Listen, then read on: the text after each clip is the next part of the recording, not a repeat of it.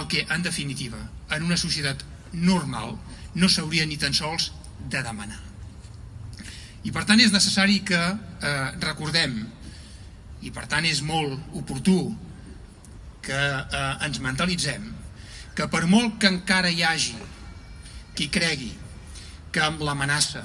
i amb la repressió i amb l'atac constant ens podrà desmobilitzar, entengui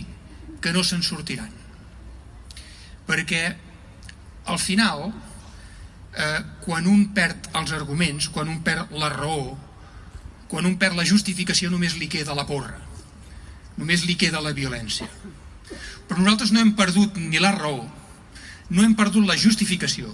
i, el més important, no hem perdut la dignitat. I com que nosaltres la mantenim i la tenim cada vegada més ferma, més clara i més determinada,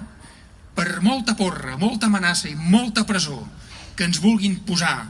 i ens vulguin imposar, seguirem sortint al carrer per demanar pacíficament, legítimament i de manera absolutament determinada que puguem decidir col·lectivament què volem ser, com volem ser i, òbviament, puguem determinar també amb absoluta llibertat el nostre futur. Les cartes que ens enviàveu